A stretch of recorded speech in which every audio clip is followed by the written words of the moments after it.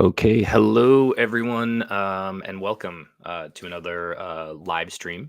Today, I'm really excited. We have a really good guest who's going Okay, to walk us through hello some everyone. really cool stuff here. I think it'll be a great time for you all. So, as always, let us know where you're tuning in from. You can drop that in the comments. If you're on LinkedIn, that's just in the comment box below.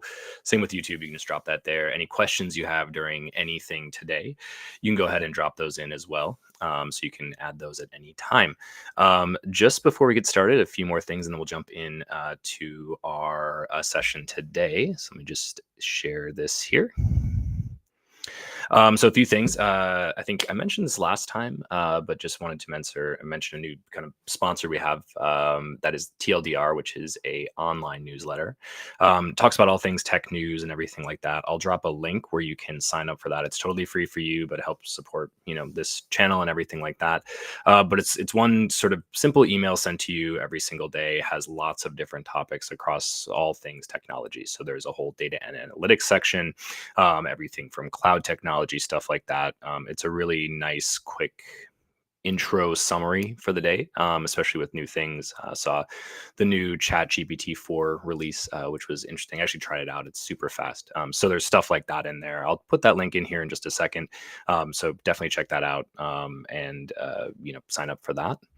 And then coming up next week, same time next week, on Wednesday, I'm meeting with Hans Ferry from Stovo. That's a mapping service that maps the last meter of places, which is a lot of different things from entry points, all the way through to accessibility inside and outside. I think it's a very cool topic we'll be talking about, kind of all the things that your big mapping services like Google or Apple have not yet captured. And how do we capture all that data and find out how they're doing that? So it's May 21st, 1 p.m. Eastern. I'll put that event link up right after this, so you can get access to that. And for anyone who's in London tomorrow, our spatial data science conference is kicking off in London. So there's workshops on the 15th, tomorrow, and the 16th is the full conference. So if you're interested, let me know if you have any questions about that and you happen to be in London or traveling to London or anything like that. Just send me a message on YouTube or LinkedIn. I can get you in touch with that and go from there. And then the last announcement is I recently found out that you can do video podcasts. So I've been putting these up very quietly on Spotify. I'm going to try to get those on Apple too. But if you want to check these out and download them on the go, I've always stuck to a video format because I think it's pretty important that you see what's going on. So I've always stuck to video. So they're now there if you want to download these and have them on the go, because I know you can't do that with things like LinkedIn or only if you have YouTube Premium. So if you have these services, you can check those out there. So subscribe, do all those things. I'll drop the links for TLDR and Spotify here right after we get kicked off. So with no further ado, I'll stop sharing somehow here. This is what, there we go. And then I will bring on our guest for today. So let's go ahead. Kamil Raczycki. Yeah, I think I did. I nailed that. We went over that right before we get on. So yeah, welcome. Glad to have you here. And tell us a little bit about yourself, and then we can kind of jump into the topics for today. Okay, sure thing. So hello everyone. I'm happy to be here and talk some more about OSM spatial data in general.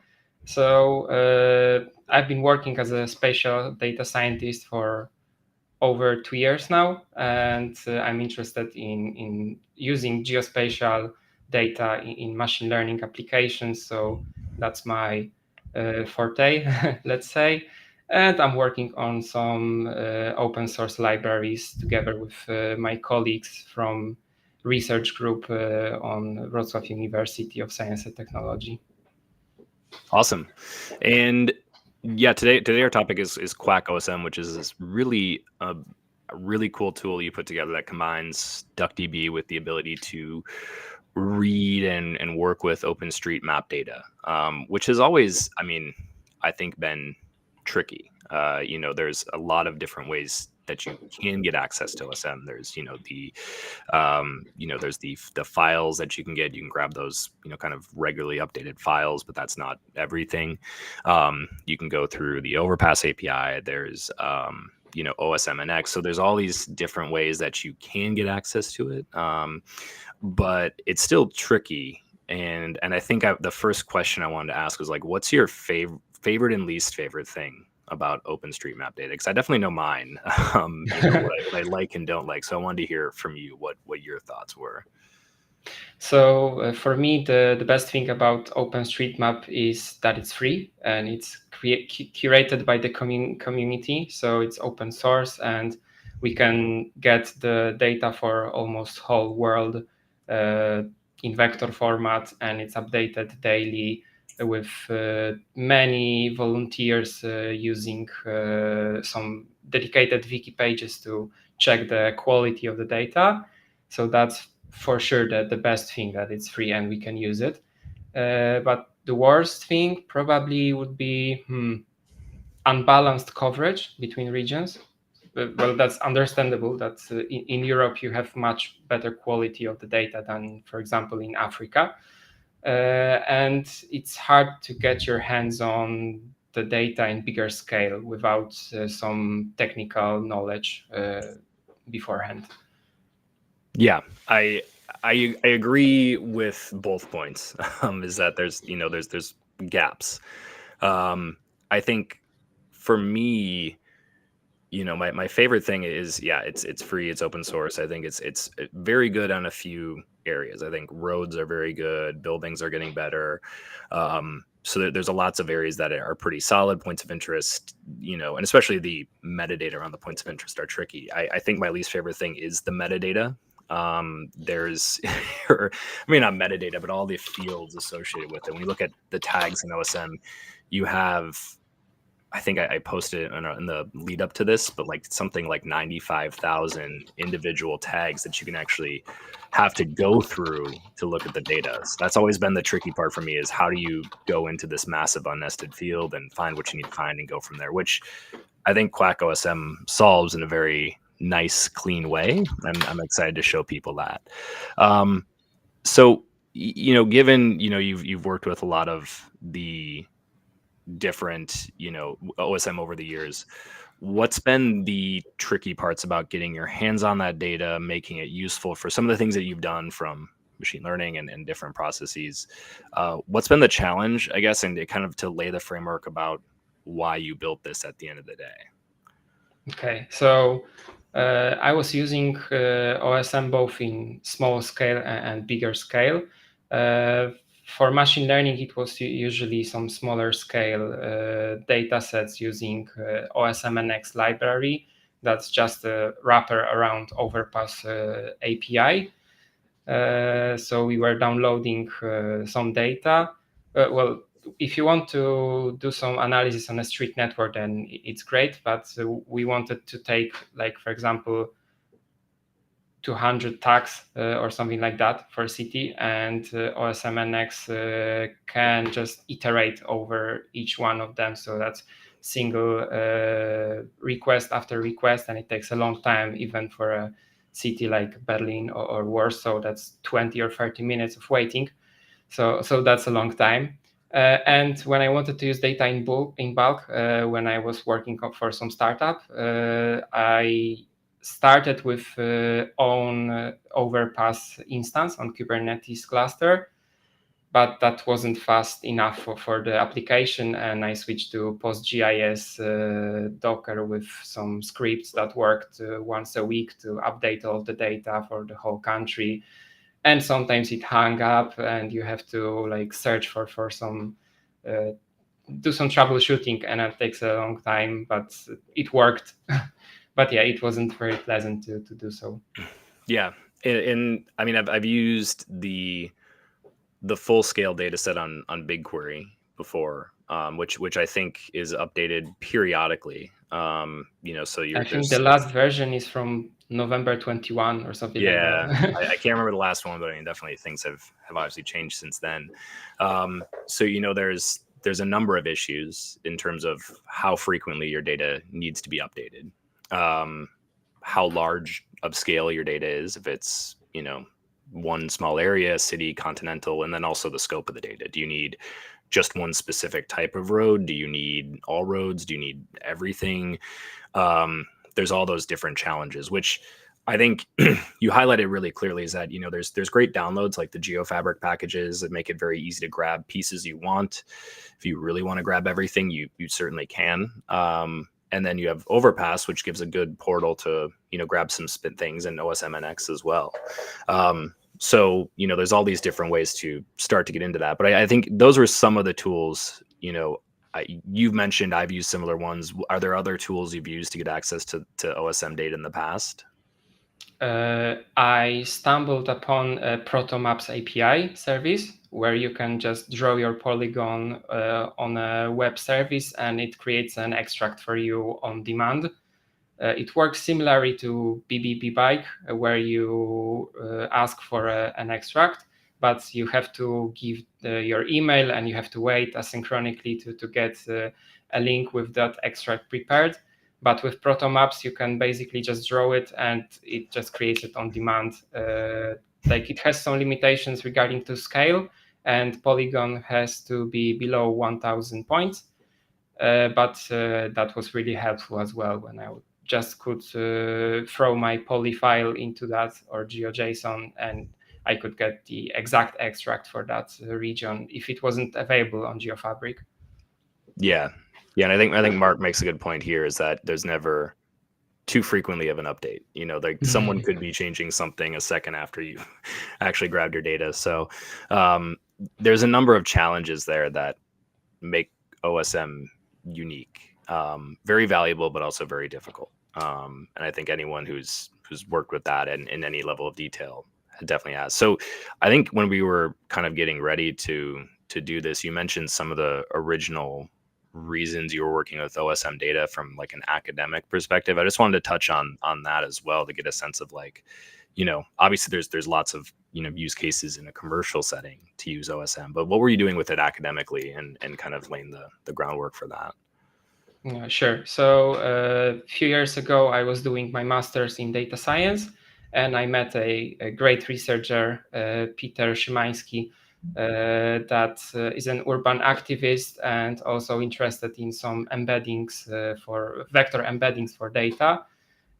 So he just gave us an idea that we could use vector data from OSM because it's free, and everyone is using the satellite images with existing tools for computer vision, and just apply that and it works. But satellite data might be even harder to get. Maybe not now, but a few years ago it was harder to get than just vector data from OSM. But there was no model based on OSM data or any vector data, to be honest. Well, there was one that was doing the embeddings of the tiles, the images of the map, and that's doing the computer vision on that. We took a new approach with spatial embeddings, H3. So we just counted number of features per each category in each hex, and then created an embedding, just like in natural language processing. And I guess that's maybe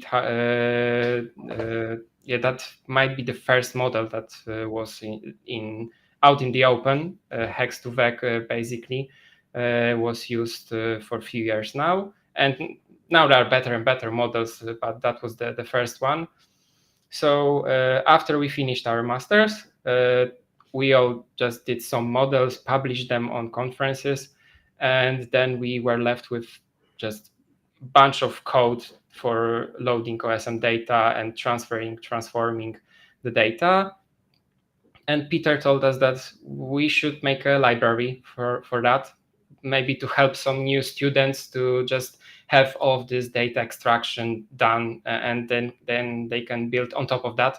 So we just took our code and systematically we just created class after class, some other embeddings, joiners, loaders. And one of those loaders was OSM loader based on OSMNX. That was slow for bigger applications. And after that, I decided that we need to work on pure PBF files. because it doesn't have to be like fresh. We can work with data that is 1 year old, no problem with that. And it's much faster to load from PBF, even using existing libraries like PyOsmium or even GDAL wrappers. Yeah, and I for anyone who's not familiar, can you just dive into what the PBF file type is? Because I think it's a little bit different than what you might expect from your normal spatial data. So PBF is a shortcut for proto buffer file, if I remember correctly, and just a binary file. I think that proto schema was created by Google, but don't quote me on that. And with OSM data, there's basically a very compressed format for nodes, ways, and relations, because those are the three main things that are in the OSM space, where nodes are just point geometries with lat and long, ways where you have a relation between number of nodes, few nodes that create a line string, and then you can have a relation that is based on few ways or line strings that create a polygon. Yeah. So those are quite complicated to reconstruct to geometries, but the PBF file is very space efficient in comparison to GeoJSON, for example. Yeah, and I think it's. I mean, I know everyone's kind of used to working with a lot of different file types. It's natural for us, but I think it's also one of those that provides, some really good advantages, especially with the structure that OSM provides, like you just described. So yeah, thank you for that. So getting into QuackOSM, kind of when did you start building this, and what was I mean, you kind of, I feel like you've kind of built up to this point of some of the challenges you've had in the past. So okay, you're here. When did you think of this? When did you start building it? Yeah, let's get the origin story. Yeah, sure. So when I started doing the dedicated loader for PBF files, I did some research on existing tools like PyGreOSM, Python library. We couldn't use it because it's on the GPL license and we are on Apache license, so that wouldn't work with us. Another library that we found was PyOSM from researcher in Finland, but this library wasn't PEP compliant and we couldn't install it on macOS, so that was another problem. And I finished with PyOsmium, creating a simple handler that would create geometries, aggregate them, and then return a geodata frame at the end. But that wouldn't scale very much. The memory would just go kaboom, and that would be the end of processing on a smaller PC. And then I saw that DuckDB got the spatial extension, maybe not even. I started following it before it was even created with the issue on the main repository. And after it was created with GDAL wrapper inside it, I decided to give it a go and start working with just the GDAL reader. But GDAL is only single-threaded, so it was also slow and could also blow with the memory, even though DuckDB can work with out-of-memory data sets. GDAL couldn't allow it with this wrapper. And later, Max Gabrielson, the developer of the spatial extension, created a dedicated st-read OSM function. And then it was just Wild West, and I started to rush to create this function, this whole algorithm to reconstruct this data, because I just had in mind ideal world where I don't need to install any GDAL, any PostGIS, nothing beside Python, and I can just do pip install. DuckDB can be installed with Python, no problem, and just run it without any dependencies on the computer. even if it means that there's a lot of spillage to disk, because out of memory is replaced with a lot of disk space, and it might be slower on a bigger scale, but it can be done without any dependencies and on a consumer grade PC. Yeah, and that's the cool part is, I mean, what's always amazed me about, DuckDB is kind of the scale, right? On your computer using your memory and the scale that you can do there just on your local machine. And I'm curious how you, through the process, I mean, you mentioned a few things, but obviously DuckDB was being built. The spatial extension, I think, came out March of last year, so March Something 2023. like that. And then the ST read OSM function, which allows you to, read those OSM files, those PBF files directly. How did you kind of collaborate with the DuckDB team? Because I mean, I think what's cool with all these projects is this kind of remote collaboration with everybody from different ways. But I'm always curious how that took place and how that communication happened. Yeah, so basically regarding spatial extension and DuckDB, I was mainly writing with Max through issues and PRs. Well, I'm not a C developer, so I wasn't writing any code for that, but I was asking him to do something and giving him a feedback about this or that. And that was like, I was sometimes surprised how fast it can go. And I would write something, and a few hours later, I will have a ready feature already to test it. I also learned a lot about Arrow data format, like this memory interoperability between different languages, and was writing with Dewey Dunnington and Kyle Barron on the GeoArrow repository, because I was using also that to save files in a proper GeoParquet format. And also because the QuackOSM isn't pure DuckDB, it's also based on PyArrow functions and even polars added lately to like make all of those steps faster and faster if possible. Yeah, it's cool how that ecosystem has come pretty far within, I mean, we're, what, a year and change outside of, all these things kind of really moving forward. So it feels like we're on like a really new path with a lot of these things. But it's cool how all these kind of things happened, with virtual connections, right? There's all this, excuse me, new development taking place everywhere from, Lawnboard, and I just talked to Kyle the other week, into GeoParquet and GeoArrow, and even into other cloud optimized formats and DuckDB.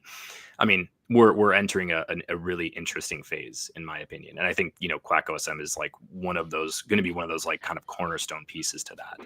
And it integrates all the right pieces, which it's very cool to see these kind of next level tools come out of that, and see what they'll be able to do. So so yeah, I mean, walk us through QuackOSM, kind of to give an intro, and then we can obviously go through some different pieces to actually show you what it can do. But yeah, tell us kind of what you can do and who should be using it. Sure. So the main purpose for the QuackOSM is to transform existing PBF file and create a GeoParquet file from that. So just transform from one format to another. You probably could do it with GDAL right now as well, because the GeoArrow was added and GeoParquet to it in the latest versions. But the QuackOSM does it without GDAL and only with some dependencies on the Python side. It can also download existing extracts of PBF data from different sources like GeoFabric, BBBike, and OpenStreetMap France. So those are the three services that I've wrote a wrapper around it. And you can filter data just like you could do in OSMNX with JSON or Python dict filter type with booleans and strings and lists of strings and something like that for the OSM tags. You can also filter data based on geometry. So you can take existing PBF file and tell it to take the data only from a single region that you've given, or you can just pass only a geometry and it will download the PBF file for you and then return the data for this geometry. What else? You can select how the final format should be done. If it's supposed to be in single column in a map format with tags and values in a single column, or you can just explode it into multiple columns where each tag has its separate column in a file. And yeah, I guess those are the main features of the QuackOSM. Yeah, and how have you seen it being used kind of in the wild so far? Any cool projects you've been seeing it used with? Yeah. So mainly I've seen it in some machine learning based applications where the community around our library, another library called SRI, Spatial Representations for Artificial Intelligence, were doing some region embeddings as well, and they were doing some benchmarks based on that. So they also used QuackOSM because it's as the dependency in SRI. But also I saw some people taking the data in job probably where they work and trying to find, for example, all of the buildings in Germany that don't have specific tag attached, like name or address, to find it and maybe select it to make a better tagging scheme for those objects. Yeah. Awesome.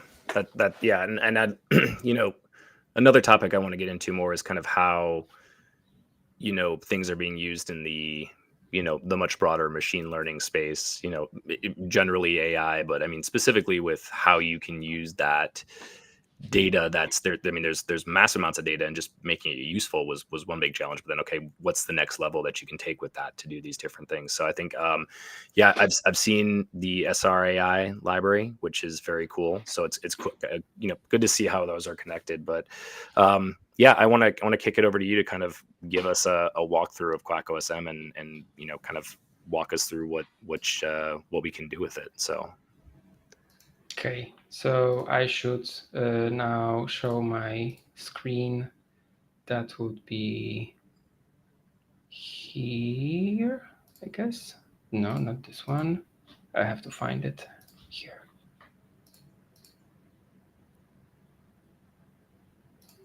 Screen one, hello. Oh, great. All right, perfect. Okay, so I will start easily with basic usage of the application. I will download an existing PBF file from BBBike repository, and then I will just run a simple command from QuackOSM, import it as QoSM as a shortcut, and I have simple function convert PBF to Parquet. I will just run it, and you have a full progress bars and steps, what's going on. And it's just done in 12 seconds. I have all data for the Miami city. Now I will just run the DuckDB spatial extension, read this file and transform the GeoParquet WKB format to geometry. And you can see some data that was created with tags as dictionary. And we can also transform this data not to GeoParquet, but to GeoData frame.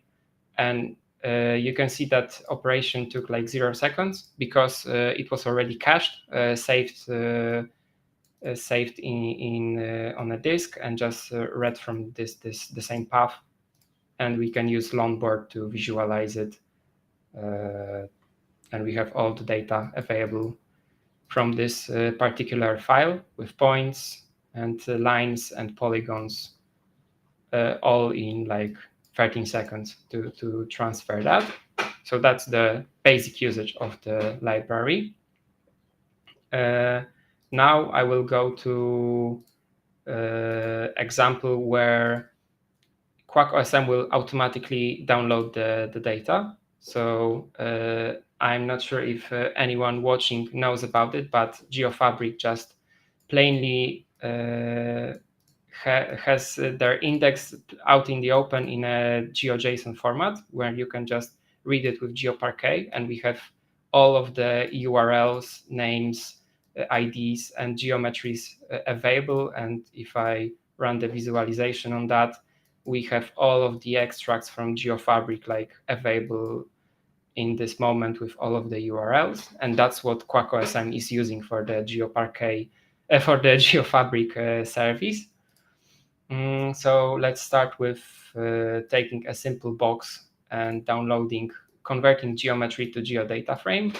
What's going on is the QuackOSM finds an existing extract for Monaco, downloads it, and transforms this. Under the hood, there is a function for finding smallest containing extract. Here I'm using GeoFabric, and it returns an object with URL, geometry, and ID.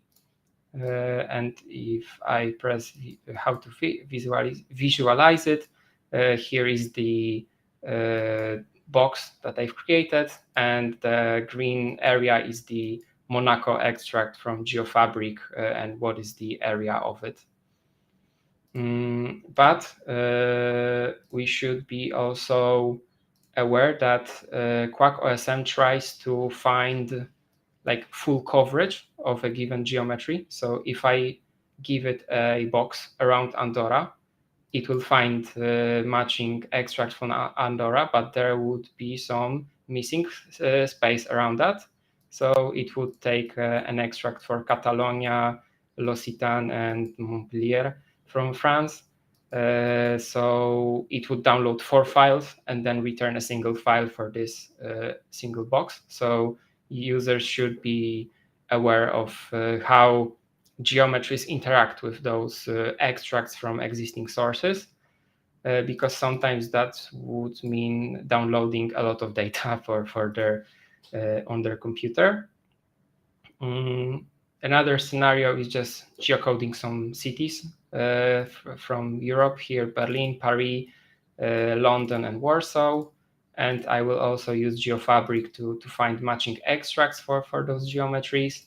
And if I visualize it, you can see that London is almost perfectly matched with yellow area is the geo-coded London area, and the violet, the pink one, is from GeoFabric. The same happens for Berlin. But if we look at France, for Paris, so we have here the geocoded area from OSMNX, and the green one is the smallest extract from GeoFabric that covers fully this region, and there is no smaller one that will match Paris. And same happens with Warsaw, where there will be full voivodeship downloaded just to get the data for Warsaw. But as I said at the beginning, QuackOSM not only uses GeoFabric, but can also use BBBike. So if I run this here, now you can see that those geometries of the extracts are different, and there are dedicated extracts for Warsaw, for Berlin, for Paris, and for London. So you could just explore how those geometries look like for BBBike, OSM France, and for GeoFabric beforehand. If you think that by default QuackOSM downloads too much data, then you could inspect it and see how that works. First scenario, maybe some viewers would be familiar with null island, so I will just create a point at 0, 0 and try to run it, and I will get an error, and that's by design because point has no area. So QuackOSM would just tell that this geometry filter has no area, so I won't download any data and I can't filter any data for you. If I expand it to polygon and try to download the data again, I get another error that geometry wasn't covered by any of the existing extracts. And we have a message that if it's expected, we can suppress this error with another dedicated flag or another flag in the CLI if we are using it from terminal. So if I run it with uncovered geometry, I just get empty geodata frame, and that's also allowed. Now I will just run like all of the cities with at least 100K citizens from Eurostat dataset for Europe. So you can see like a lot of settlements. And now I will ask QuackOSM to find matching extracts. This will take a longer time because there's a lot of objects, but it's all multi-threaded, so that should be fast anyway. And if I visualize it, you can see that QuackOSM decided that full Europe is most efficient way to download data for those regions, but also found some settlements on the Africa side. So took Morocco and some other outside regions. So users also should be aware that this might happen, and some like pre-processing might be required to not get caught in some tricky geometries, like taking official data for Europe, and of course some territories are outside of the continent of Europe. And the last scenario for finding OSM data would be related to the issue that I got last like yesterday on the QuackOSM repository about getting data for Monaco. So if I just run geocode to GDF Monaco and get the geometry and ask it to get the extract, you can see that QuackOSM wants to download data for like whole big region of France where the Monaco is here. But that's because if we take an extract for Monaco from GeoFabric and compare those two, you can see that the red region is geocoded area from Nominatim, and the violet region is the extract from GeoFabric, and they don't match. We have a lot of geometry left. So what QuackOSM tried to do was to find an area that will cover this whole region, and that's why it's downloading not a small file of 500 kilobytes, but a file that has over 300 megabytes. But that would be hard for like basic logic to this like to find a great example of some extract for this geometry where it would be best for user to just check it and maybe do some pre-processing on their side beforehand. So that's all of the examples for downloading the existing data from multiple sources. And now I will get to filtering by geometry and by OSM filters. So I will import some data, create a simple box, and ask it to convert it to geodata frame. It just ran instantly because it's the same example as previously I showed Monaco. So here I can show you the extent of this geometry in yellow, and underneath all of the features that were loaded that are within this geometry. And one thing that I did to make it faster, but not ideally perfect in intersection on intersection site is that I'm only checking for nodes that are within this geometry, and then I'm attaching ways and relations that match with some of those points. So there could be an example where here is the node and here's the node, and the line between them would intersect, but it wouldn't be loaded by QuackOSM because I would have to reconstruct every single geometry and check its intersection, and that would take a lot of resources. And I think that if you use big enough geometry, and that's the main like purpose for this tool, then you wouldn't have any issues with that. Here I will just use it for a geocoded Weymouth city in UK. It just found existing extract and downloads the data. Here, if I visualize it, I have all of the data downloaded for the city. For H3 cells, I will transform it to geometries for Berlin. Now it will just run in also a few seconds. And after visualizing, we have one hexagon here, another hexagon here, and smaller one here. And you can see all the data loaded for this regions, three H3 cells. Now I will go to OSM tags. I will download all of the buildings in Vienna in Austria. So I will just take geocode the Vienna city, set tags for building equals to true. So all of the OSM features with a tag building with any value, and just downloads the data for me. Finish the operation in 23 seconds and visualize it. And here we have all of the buildings in Vienna in this green region. So that was quite fast, I think. And now is some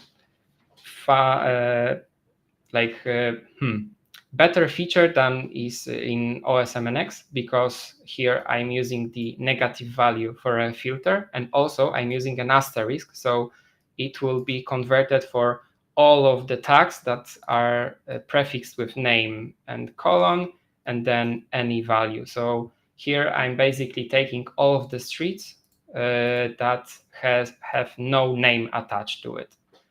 It will also work on the same extract as before and run it. I'll also run those next queries to not waste time.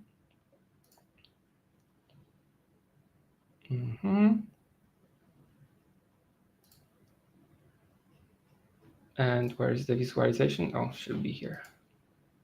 Okay, and now I have all of the roads in Vienna that don't have any name tag attached.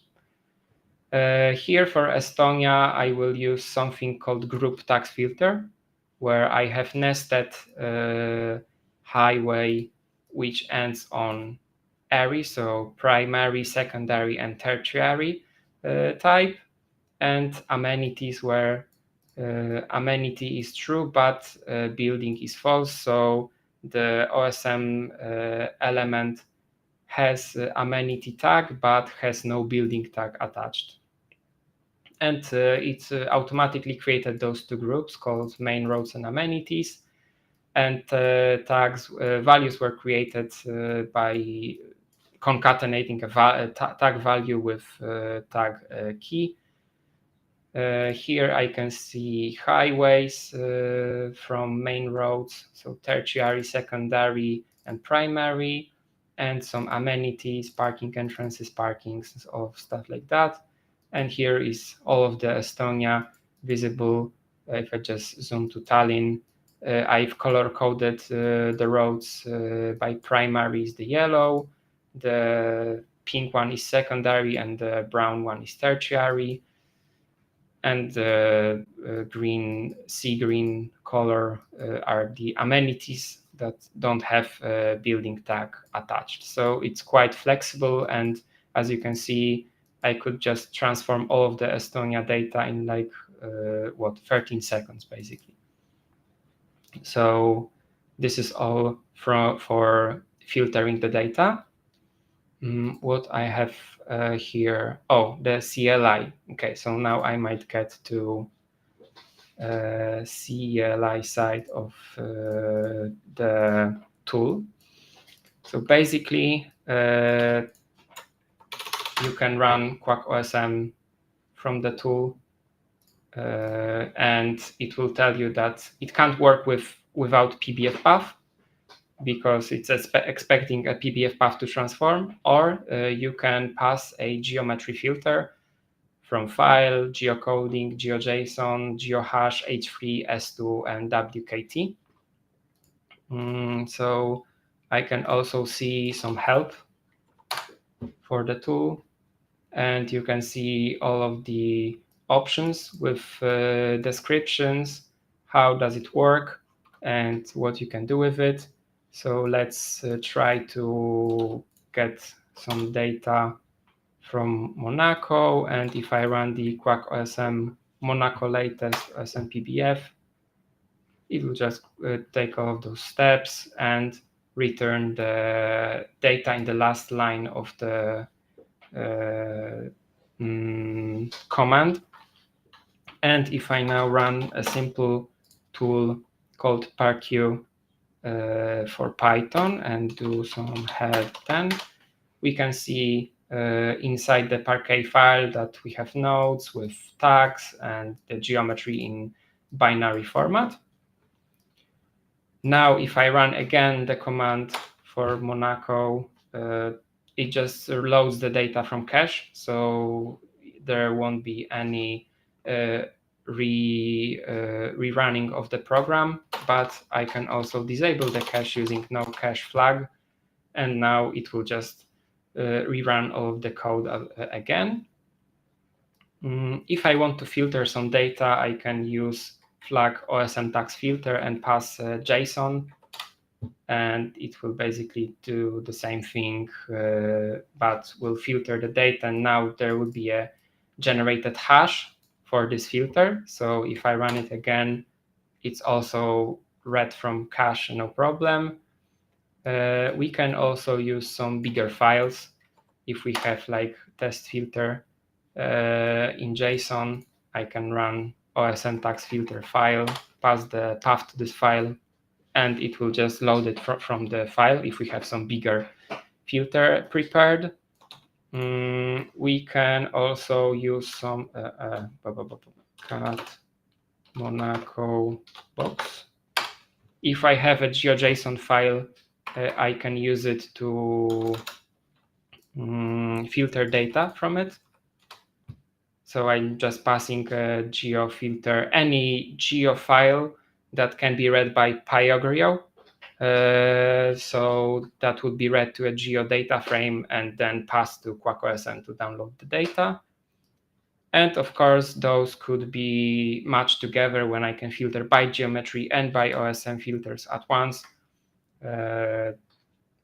So yeah, that's also, there is a quite long name with some hash for filters, for geometries, and yeah, but those shouldn't extend like your computer OS maximal size, but I use some hashes to keep it in cache and make it available on demand all the time. And also you can filter by H3 indexes, where I'm just passing three H3 indexes separated by comma, and it will automatically detect what's the extract for that and read the data for me from this region. And if I then run this parquet and use this file count, we can see 30,000 objects and head 10. we can see features, tags, and some geometries. So yeah, there's a lot more flags. For example, you can like filter OSM ID and pass, like for example, simple feature. I will do that. OSM IDs. Yeah, so it helps also if I make a typo, I can give a list of OSM IDs, and now if I do the same lookup for the file,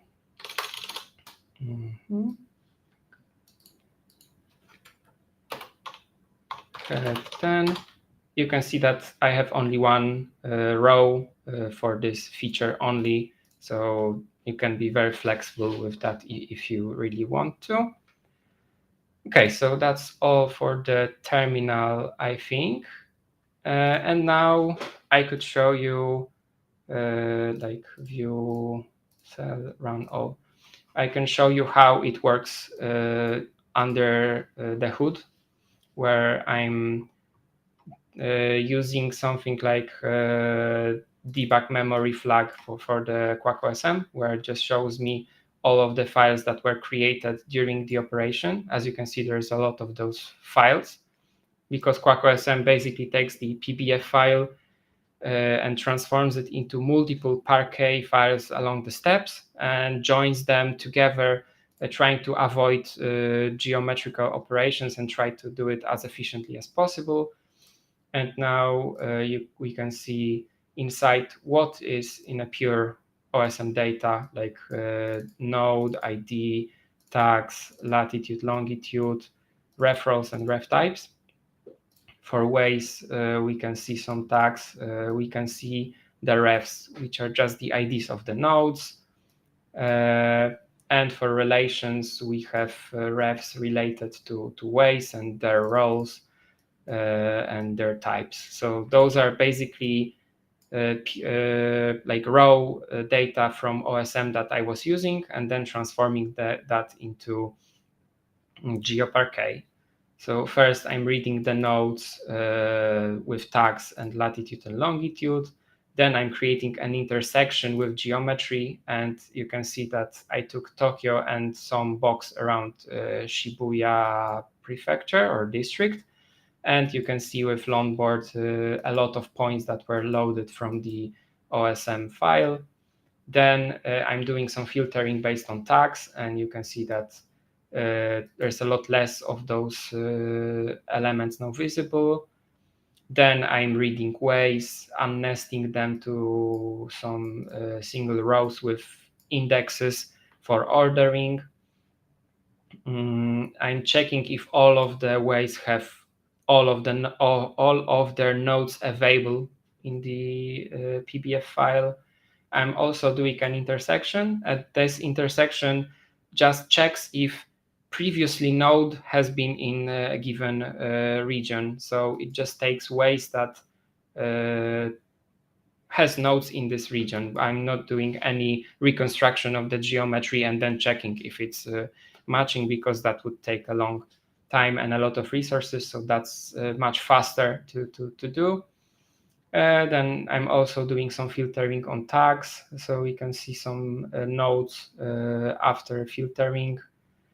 And the third step is taking relations. I'm also unnesting them, checking the roles, checking if they have all of their ways related, intersecting them as well. So that's the same step as previously. Filtering based on tags, and now I'm left with only relations that match with the filter. Then I'm going backwards and reading all of the required ways and nodes for the relations outside of the extent of geometry, and matching them with creating geometries for nodes, then creating some structs underneath in DuckDB because it's faster than geometries, creating some line strings, grouping some required ways, also creating line strings for the ways, then creating line strings as geometries. And here we can see all of the line strings or geometries, polygons based on tags, OSM tags. There are some requirements where line string has to be closed, and it has to have proper tags that are created like in a config file that you don't need to worry about, but it's in QuackOSM, and you can change it if you want and provide your own custom one, but the main purpose is just done. Later, saving relations. So I'm creating geometries for those relations, inner parts, outer parts, saving holes, without holes, and then creating some joins. And in the end, I have some polygons for those relations. If I zoom into, where is it? It should be here. Yeah, we can see geometries with holes, so those are reconstructed as well, no problem. And in the end, I'm saving all of those features and creating a GeoParquet file with all of those features visible here. So that's a lot of steps. And if someone wants to help with like developing QuackOSM, making some improvements, that would be he might have a hard time to get into it and understand what's going on, because basically underneath there's a lot of SQL code that is executed from Python. So there's a lot of things happening. And maybe as a last thing, I might show you a simple machine learning example based on bike data, where I basically load data for Madrid, Valencia, and Seville, creating some H3 regions around those bicycle stations and calculating the distance from the station 0 to like 11.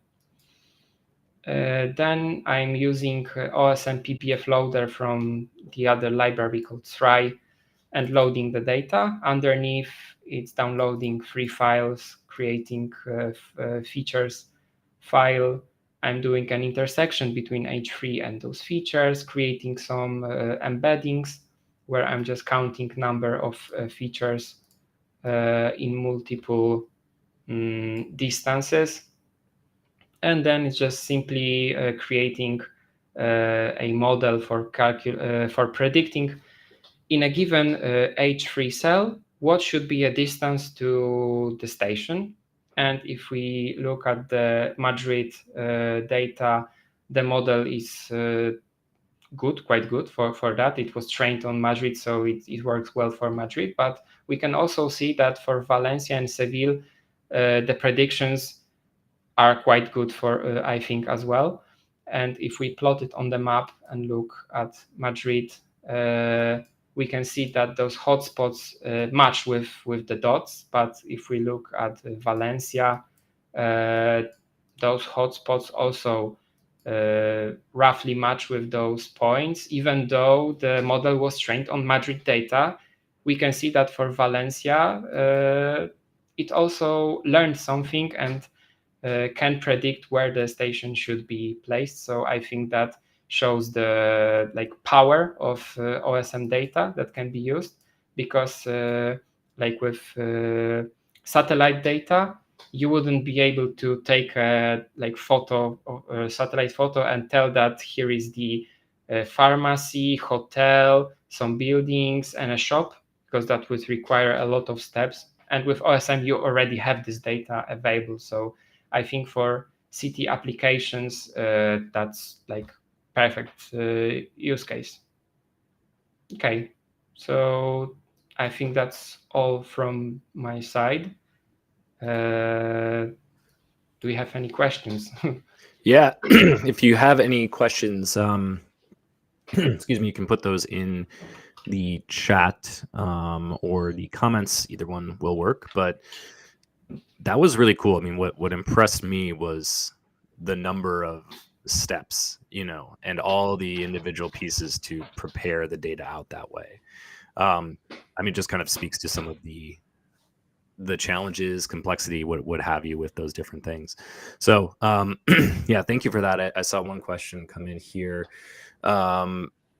So if you want to retrieve something like motorways or highways in the UK, performance wise, do you have some benchmarking on how that compares with overpass? So I didn't make any benchmarks specifically for that, but yeah, I didn't do any big scale transformations using overpass, to be honest. So that would be hard for me to compare. For sure, if we want to take a single tag, that probably might be comparable. Maybe not on the full UK side, but if we want to take a single city, that should be fine. If we want to take a single tag, but if we want to take a lot of them and make a very complex filtering, then probably SQL is a way to go, and that might be faster. But yeah, benchmarking isn't done. So if anyone is interested in that, go on and please check it. Yeah, and I think seeing how that can scale, on a country level, on a city level, and then go directly into some of the machine learning applications is really cool. So yeah, that was, just seeing that go from in one notebook from data through to actually kind of giving you a blueprint of where you should go with PikeShare. that's awesome. I love seeing that. So I think there's it's just another feather in your cap. And there's a lot of like bird metaphors, of course, with anything DuckDB related, but just being able to go to that so quickly, prepare the data, and handle all those individual steps that were previously pretty complicated. So that's amazing. Where, as kind of a wrap up, where do you think the project's going to go? Like, what's the future look like? So in the ideal scenario for me would be that QuackOSM wouldn't be required in like 1 year, be available in GeoParquet format already, and we could download the extracts not from the in the PBF, but already in GeoParquet format. That would solve like all the transformation issues. But now I'm working on adding option to pass URL directly, where you can just QuackOSM pass URL and it will download the PBF file from this URL and transform the data. So that's one thing. Maybe try to refactor this geometry matching, because sometimes if you pass full country, geocoded full country, the extract doesn't match exactly, and now it tries to download like Germany and then Denmark, France, and Austria, Switzerland, and all of that stuff around it, just to take all those tiny pieces that were left, and maybe we can make some adjustments to discard all of those small geometries that were left to simplify the usage for end user. Yeah, I think it's interesting to see that, even seeing something like you might not want to see it in a year. I think that's just a testament to how fast things are moving with stuff like this. That's really cool. I think I saw one other question here, so it might cut off when I do the preview, but Stefan wrote in that he wants to download OSM data, and your obviously QuackOSM seems like the ability to do that, but he wants to save them in formats other than Parquet. So is your tool the smartest way to use that, or is it designed for other tasks like filtering, selection, visualization that you showed? Can it export to other formats, or should you handle that outside of QuackOSM? I was thinking about creating a dedicated, for example, QGIS plugin for QuackOSM, but I didn't write any plugin yet for QGIS, and I don't think I have resources to try and do it right now. But yeah, I was working basically fully in Parquet files because those are like fastest for read and write for most of the files tools currently with all of the Arrow ecosystem, where I can just take for example, polars for grouping. That was faster than DuckDB. Then I can use even some pandas and stuff like that. I would prefer, like it's possible to create all of those steps in Parquet and only on the last step just create a file in the proper format. But for now, I think that would require, maybe you can use DuckDB for that with st to file and just use the GDAL that is embedded in the spatial extension and save it as a SHP or any other format that you need. Yeah, and if my memory serves me correctly, I think you should be able to load GeoParquet into QGIS, and then you can go that way too if you want to stick to the desktop. So, but yeah, another good question there. So yeah, and as to kind of wrap things up, anything else that you wanted to cover, talk about, shout out, anything like that? Regarding that, yeah, I think that you can wait for new features for the, maybe not Quack OSM, but Thrive library. We are working on new benchmarks for machine learning with some students and a new model that might go out in few months. So that's what we are working currently right now. And Quack OSM just allowed us to like scale all of the models like for the whole Europe or like even world. Because I know that competition, but other people use like Apache Sedona on clusters with PySpark, and that's another way to go about that. But we don't have that resources, and we don't want to create Spark clusters ourselves. So we went with the like engineering way and using newest tools for that. So yeah, thank you for tuning in. Yeah, thank you, everyone. I dropped a link that you had sent me for an open source tutorial after the fact, so everyone should have that as well. But yeah, those are the notebooks that I've been showing you are under this link available, so you can learn some more and explore yourself. Yep. So that gives you everything you just saw here. Well, yeah, Kamil, thank you for putting all this together, obviously building the library in the first place, and yeah, all the contributions you've had to put that together. So I mean, I really appreciate it. I'm sure everyone else does. And yeah, thank you for taking the time just to hop on and talk a little bit more about it today. Yeah, thank you for having me. Yep. All right. And with that, we will see you all next week. Same time, same place. And yeah, hope you enjoy the rest of your week.